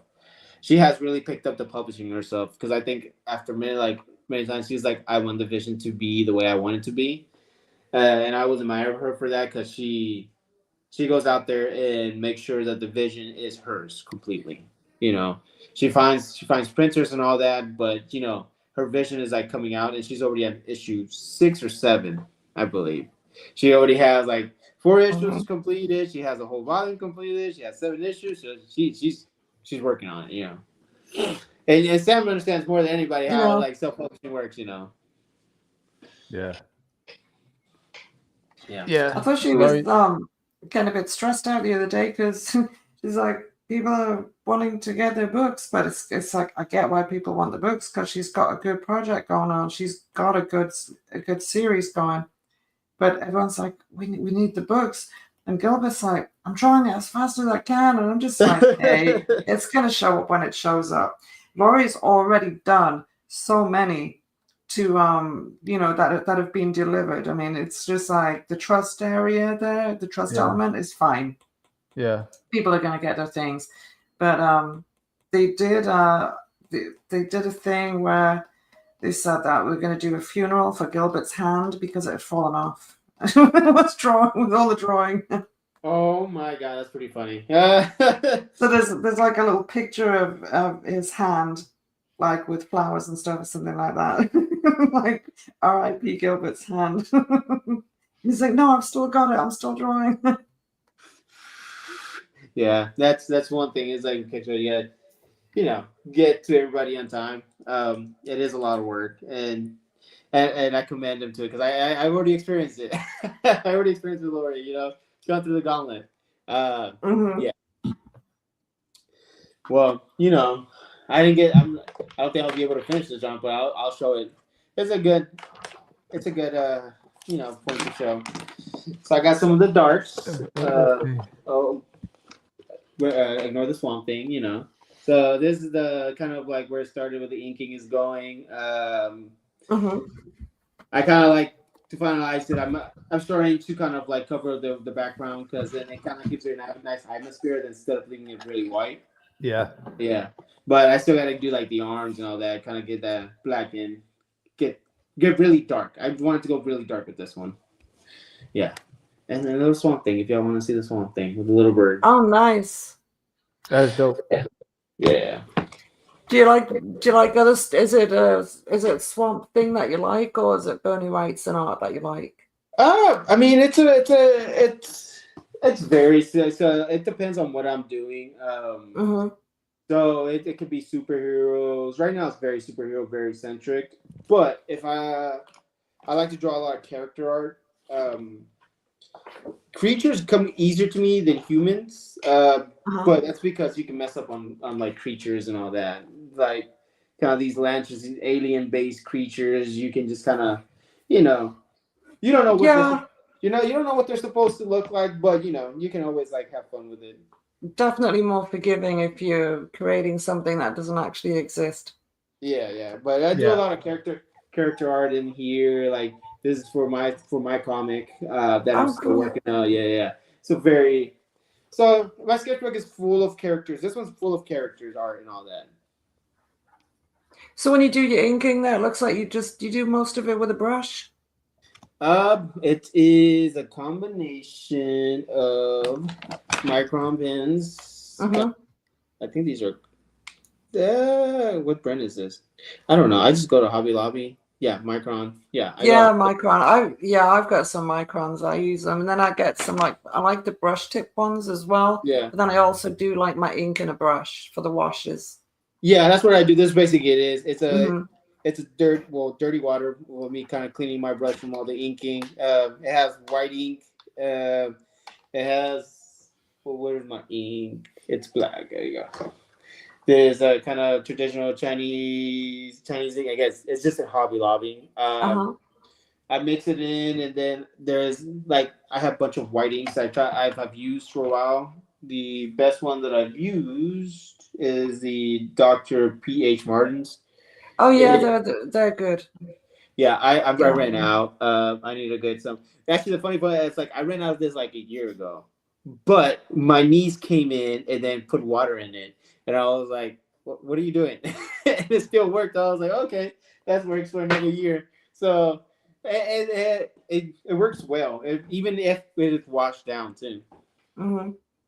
Yeah. Do you do a lot with when you're not doing inks? Do you try watercolor for washes and things, or? Yes, actually, this drawing right here, it is watercolor based, basically. Oh, nice. So I do play with watercolor. It all depends on how I feel. Watercolor does work well sometimes with me, sometimes not. The biggest thing for me is I gotta figure out. I gotta get better watercolors because I want it to be kind of pure sometimes, more pure color, and the ones that I have knockoff don't come out as nice color. I guess I'm trying to say. No, I get it. I do a lot of watercolor, so I know how you feel. I used to do real cheap watercolor because I didn't think I deserved to get the best stuff because I was learning. But you need better stuff. Exactly. Sometimes it's work, especially watercolor. This one's just Copic markers, basically. Oh, so, I used to do markers a lot too. Markers and watercolors pretty good together. They are. They are. I've started to play around with these ideas and all that. It's just I play a lot. I do a lot of digital, so this is a lot. I'm doing a lot of traditional right now, so I can get my hands. I find that a lot of traditional stuff resonates better with people. So it works because when I do it to all digital, I guess it kind of feels like they're disconnected. So when I do it traditional, they feel more connected to see how I went from start to end. Mm-hmm. Yeah, yeah, basically, yeah.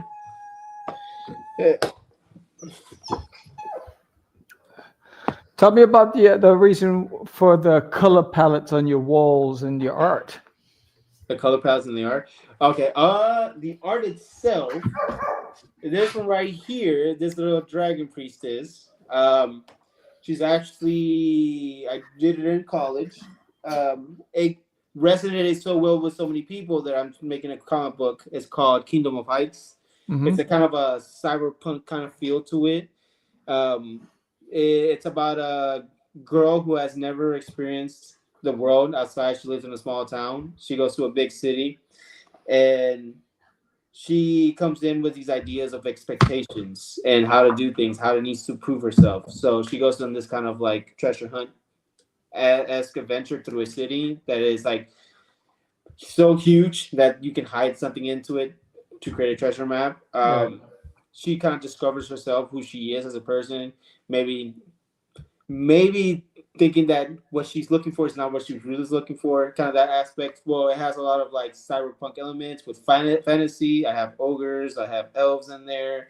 It'll be fun. I'm trying to finish writing it, but I am not the strongest writer.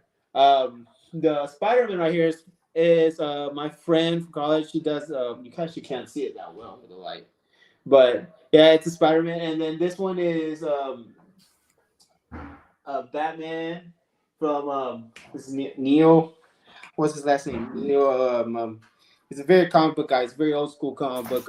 Yeah, he's one of like big dogs that help the industry move forward. What is his name? Neil Adams. Neil Adams. Neil Adams. Yeah. I got to see him at a convention one time. I got someone to sign. I got him to sign it, so it was pretty cool. Yeah, he was on Catch the Craze before. Oh, he was? Oh, that's cool. I didn't know that. That's what's up. Yeah, baby. He was like, catch the craze. Let's go. Catch the craze. Catch it every Tuesday. Yeah. Funko Pops. I love to collect Funko Pops. I don't do it much more now. But it was a passion back then. It's a bunch of like Star Wars, Arrow, DC characters. We got a Pennywise up here. And then the wall is because I like red. Red is my color. Red is my color.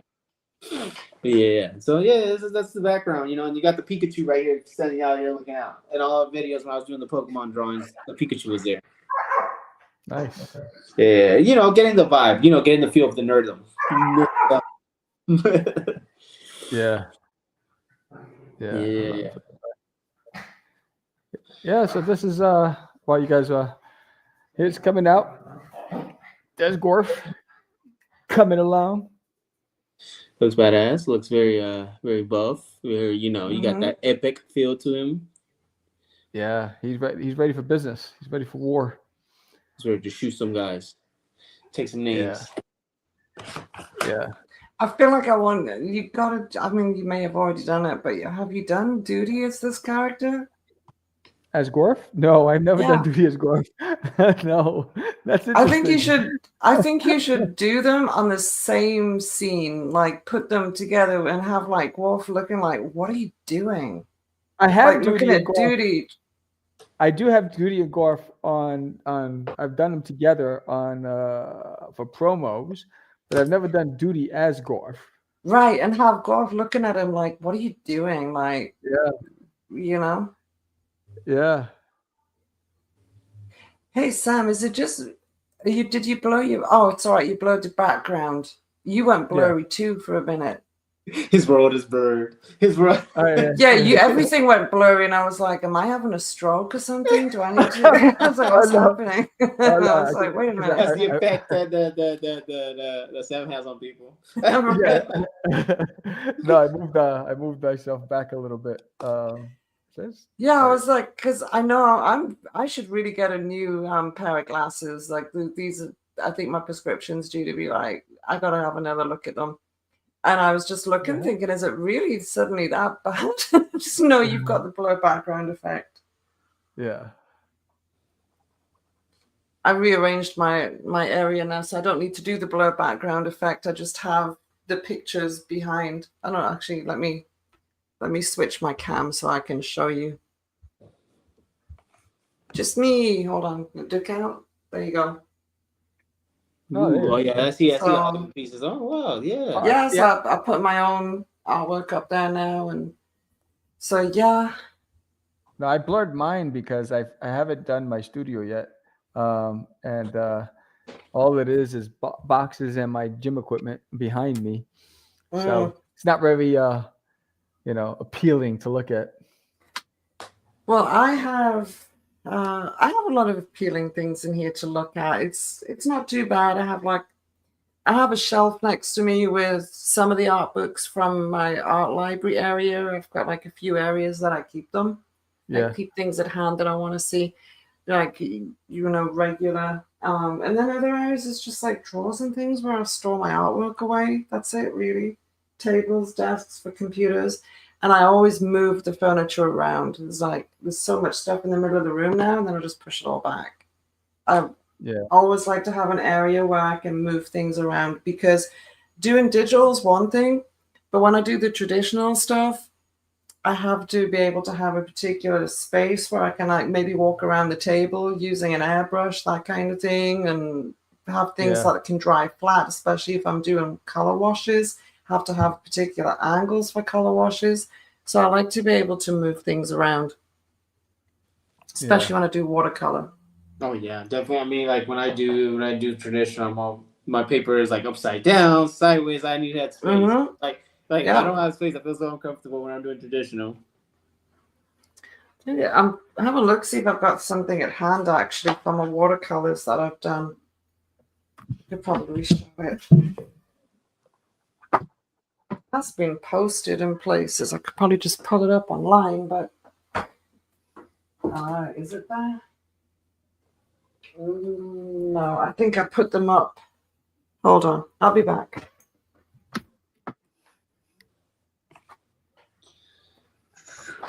We're doing this again next week, Sam. We're gonna do this now. Man. This is gonna be something man. we do now. All right. So y'all heard it here. We'll be doing Draw with Friends. Yeah. This Gorf is gonna be a sticker. I just realized that I'm gonna make a sticker out of this guy. Oh, seriously. So last time I give you good ideas about a dragon. You're like, I should get on here more. See if Mark gives me more ideas. Okay. All right. So these are the watercolors that I did, like some of the recent ones this last year. I don't know if you can see it. Oh wow. Yeah, I can see it. Wow. It's pretty cool. Oh, wow. nice. Nice control. Yeah. And the reason I don't want to put it up so much online is I don't know if you can see, but hold on here. There's wait a minute. If I do it this way, can you see the sheen? No. Oh, hold on. No.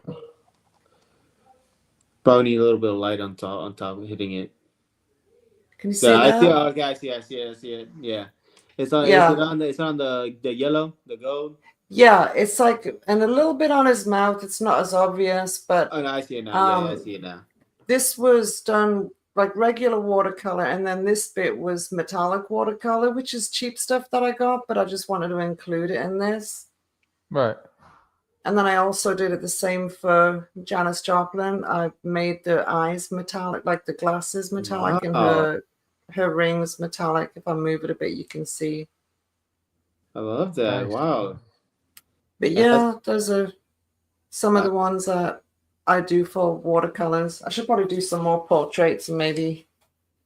Yeah, that's very impressive. What's his name? The watercolor artist. Bob Ross. Not Bob Ross. Bob Ross couldn't do watercolor. Actually, no. Couldn't do you it. talk about Alex Ross? No, Alex Ross did. So Alex Ross did gouache, I believe, oil and gouache. No, I forgot his name. I'm gonna have to remember his name. He used to do before them. He used to do these watercolors, very nice watercolors with thick outlines to those watercolors. I forgot his name. It's on top of my head, but it kind of gave me that same vibe to it, which is really nice. I really like the portraits. I really like the watercolors. That's kind of like where I'm trying to head with my watercolors. Kind of like those, because you can see that its color is very nice, but you can't like. Well, I'm pretty sure it's because we're doing the video. You merge the watercolors very nicely. That's what they're very nicely shaded, very nice controlled, and I really like them. Oh, I love doing blending with watercolors. The way I do it like that is to get it to look that smooth. I just put it on really, really watered down. So it's almost like putting a tint on. Mm-hmm. So you water the color down as much as possible so you can just see it, especially with the skin colors, and you just start washing it in. And then you just let that dry, and then you just wash over again. But then what I also do is, in order to make sure that it's blending right, because watercolor is going to dry, it's pretty good for like staying wet for a while, but it is going to start drying pretty much immediately, and you get less time to blend it.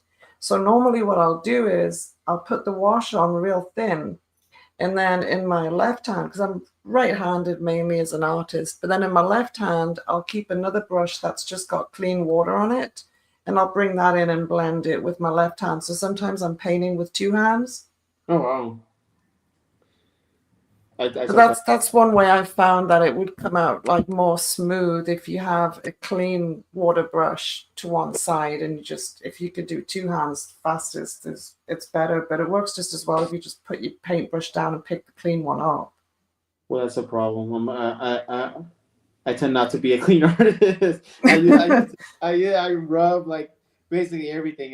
Like my friend will have like a drawing little glove to help him not get smudged things. I'm just like, screw it. It's gonna get there, which is just I guess how I am. So there's a nice messiness to me. So he's drawing. I don't know if you can see on the small screen the little gloves like this. Mm-hmm.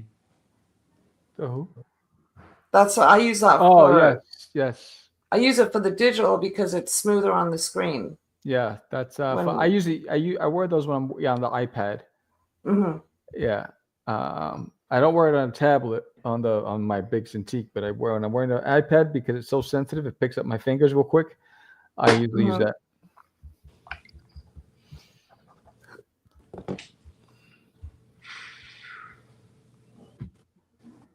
I'm 50-50 about this drawing, but we'll see.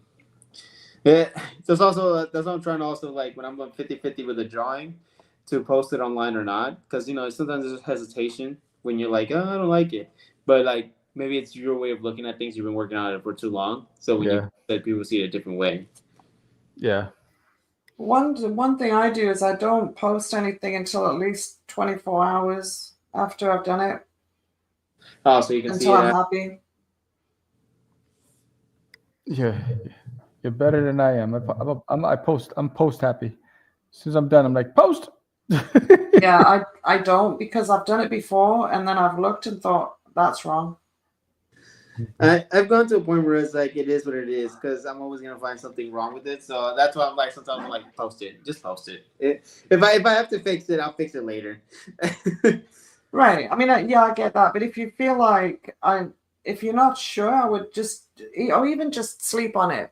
Like finish it, like decide tonight, okay, I'm going to consider it finished, and then don't do anything to it. Just say tomorrow morning, I'm going to look at it tomorrow morning, and then I'm going to decide if I'm going to post it, because it doesn't really matter whether you post it tonight or in the morning. Yeah, it doesn't.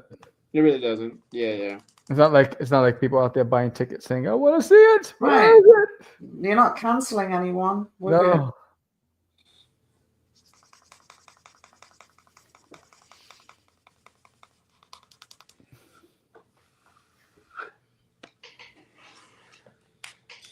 Yeah. Actually, this drawing's coming. So there's a uniqueness when I do something in black. So whenever I go all the way black onto something, there is a unique way. Like sometimes I can pull out shapes So like if I mess up on something that is not all black, there's it's harder to fix. But when something is all black, I can go back in with white ink or just like also delete things by putting it black. So there's an easier way to think. So, like for this drawing, like I told you at the beginning, I was like I wasn't feeling it. Now my brain is like creating shapes from these black shapes that I've already created. That Right. now they're getting me to a point where like, okay, yeah, this might work. It could be total shit later. I could look at it and be like, wow, what did I do? Why would I do it? Well, you can always go back and look later. Especially what I'd like to do is I like to look at it on a real small scale, like something like phone size. Yeah. So sometimes even if I have a traditional piece, I'll take a picture of it on my phone and I'll just look at it on the phone because it's small. Yeah. And then I know how anyone else is seeing it. I'll see what shapes they're going to see then, especially if I let my brain refresh itself overnight. I'll see what they'll see. Yeah.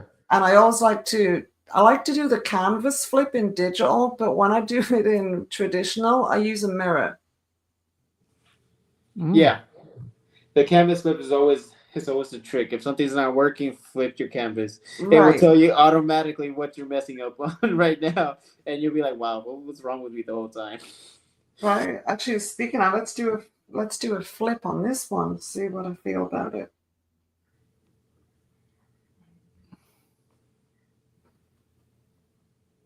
That's how we feel. I feel like I like it the other way. So you caught something. That just means that you caught something that you don't like. It happens. No, I mean, but it's necessary to do these things because then you're telling yourself that hey, there's something wrong here that I need to fix, and if you catch it on now, then better than later. You know. Yeah, still have time. Right. I like this way just because of the way the eye travels from the top left down to the bottom right. I like that. But it doesn't really look any different to me if I flip the canvas. I'm still happy with it because this is still just an idea in progress. Oh yeah, and I've done those canvas flips. I'm feeling like the same way. I'm like, I liked it better. Like this way better. This sometimes is like it's probably because their eyes need a break. Yeah, they definitely do. Well, I think I am posting this tonight. So if anyone's watching, I guess I'll posting a Batman Beyond onto the process of it. Get those finishing touches.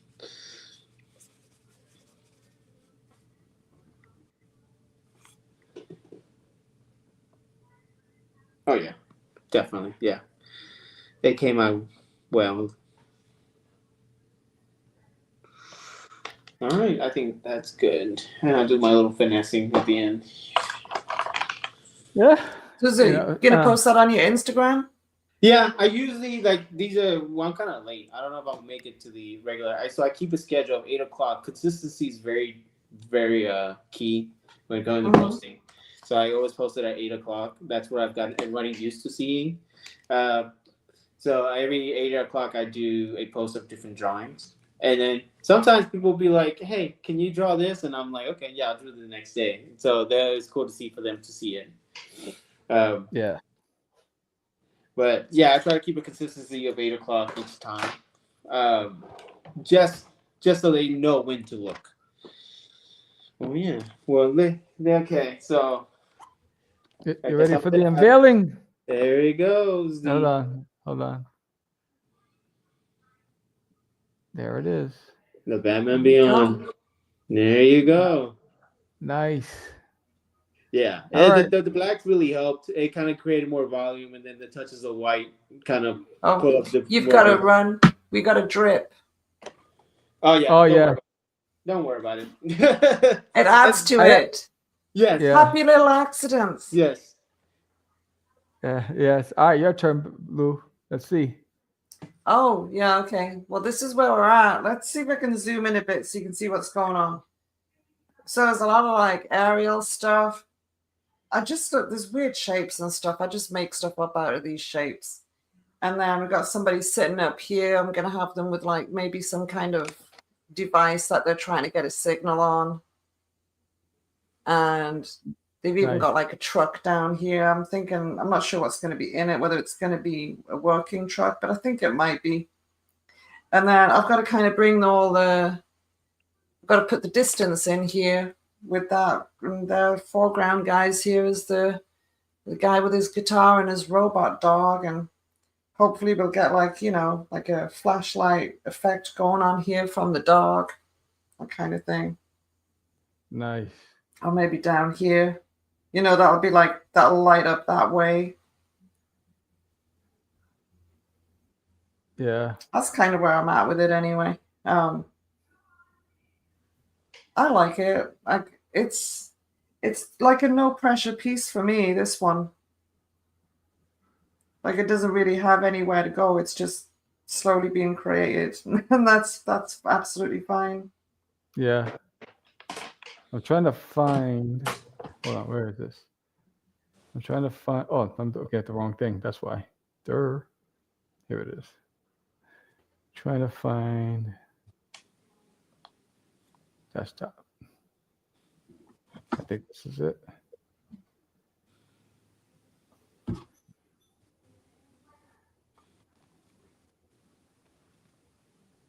Delete. Let me add something. Delete. I'm trying to hide over there. I'm trying to, Where are you trying to hide over there? delete.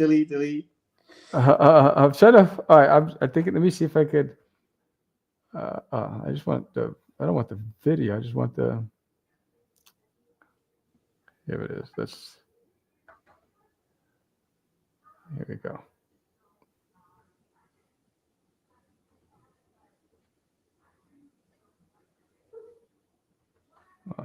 Trying to put this on my. Oh, you're trying to do your the forbidden? No, I want to show you what I was thinking. Hold on, here it is.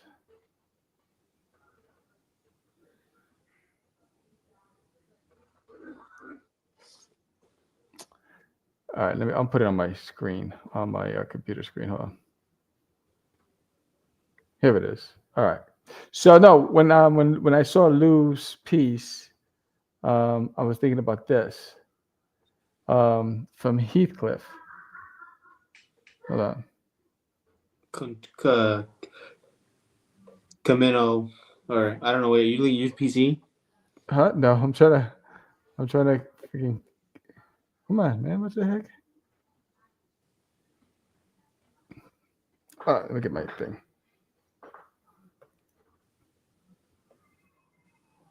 Here it is. Jesus. Zoom out. There it is. So when I saw her thing, I was thinking of Heathcliff's Junkyard for the cartoon. This is if you look at the opening scene for Heathcliff the cartoon. Oh yeah. You know, that's what I was thinking about. I was like, oh, okay. Reminded me of my childhood. But there's my piece. I'm gonna do like a fiery volcano background. And that's why I dropped the orange there, because I'm going to start dropping in some ground effects and some fire and ash and all that other stuff. But yeah, man. So this is 2 hours. So thank you everybody for watching. This was great. We'll be back next Saturday. You guys are down for next Saturday? Oh yeah, I'll be there. Yeah. All right, cool. So next Saturday we'll be back, guys. If you haven't done so already, check out Forbidden on Kickstarter. We're down to the last 11 days, and we have some more stretch goals to unlock, and I'd love to give away some goodies. But with that said, thank you, Lou. Where can they find you on social media? You can usually find me cruising along the streets on YouTube and a lot of chats. I do have my own channel as well. It's just under the name of Lou Pons. You'll find me. I have Instagram, and I use Facebook, but it doesn't seem to be as popular for me. But usually you'll find me doing YouTube, Instagram, and sometimes I'll like TikTok. I like to post that. I don't spend a lot of time on there, so it's not quick for me to get back to you on TikTok. But the other ones definitely, or message me through Facebook, or just add me on Facebook. That's how you can find me. Cool. And what about you, Marco? Yes, sir. You can find me at Marco Defillo. Well, okay, I'm gonna say my last name wrong correctly, so you guys could know how to spell it. And let me say it correctly, then I'll say it incorrectly before they get on to me, because I got people to get on to me. So it's more. So my last name is Defillo, but the American way to say it is Defillo. You can say it American way, Defillo.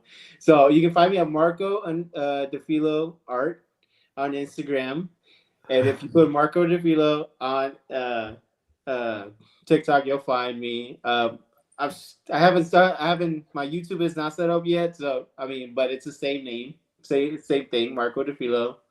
Um, yeah, pretty much. You can find me on Threads, but Threads you can just the same thing. It's from the Instagram. You can connect that from the Instagram. Marco Defillo Art.